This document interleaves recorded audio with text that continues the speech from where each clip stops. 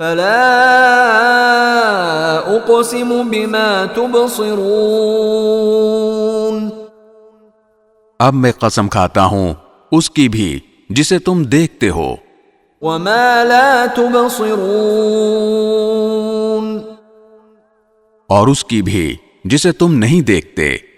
انه لقول رسول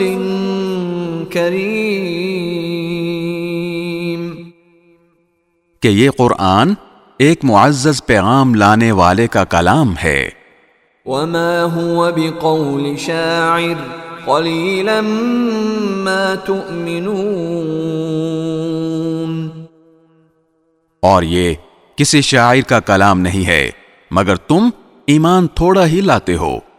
ولا بقول کاہن قلیلا ما تذکرون،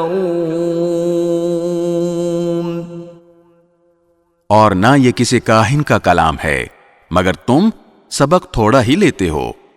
تنزیل من رب العالمین، یہ کلام تمام جہانوں کے پروردگار کی طرف سے اتارا جا رہا ہے، وَلَوْ تَقَوَّلَ عَلَيْنَا بَعْضَ الْأَقَاوِيلِ، اور اگر بالفرض یہ پیغمبر کچھ جھوٹی باتیں بنا کر ہماری طرف منسوب کر دیتے، لَأَخَذْنَا مِنْهُ بِالْيَمِينِ، تو ہم ان کا داہنا ہاتھ پکڑتے، ثُمَّ لَقَطَعْنَا مِنْهُ الْوَتِينَ، پھر ہم ان کی شہ رگ کاٹ دیتے، فَمَا مِنْكُمْ مِنْ أَحَدٍ عَنْهُ حَاجِزِينَ، پھر تم میں سے کوئی نہ ہوتا جو ان کے بچاؤ کے لیے آڑے آ سکتا، وَإِنَّهُ لَتَذْكِرَةٌ لِّلْمُتَّقِينَ، اور یقین جانو کہ یہ پرہیزگاروں کے لیے ایک نصیحت ہے، وَإِنَّا لَنَعْلَمُ أَنَّ مِنكُم مُّكَذِّبِينَ، اور ہمیں خوب معلوم ہے کہ تم میں کچھ لوگ جھٹلانے والے بھی ہیں،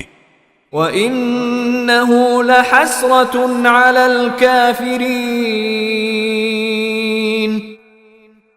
اور یہ قرآن ایسے کافروں کے لیے حسرت کا سبب ہے، وَإِنَّهُ لَحَقُّ الْيَقِينِ، اور یہی وہ یقینی بات ہے جو سراسر حق ہے، فَسَبِّحْ بِاسْمِ رَبِّكَ الْعَظِيمِ،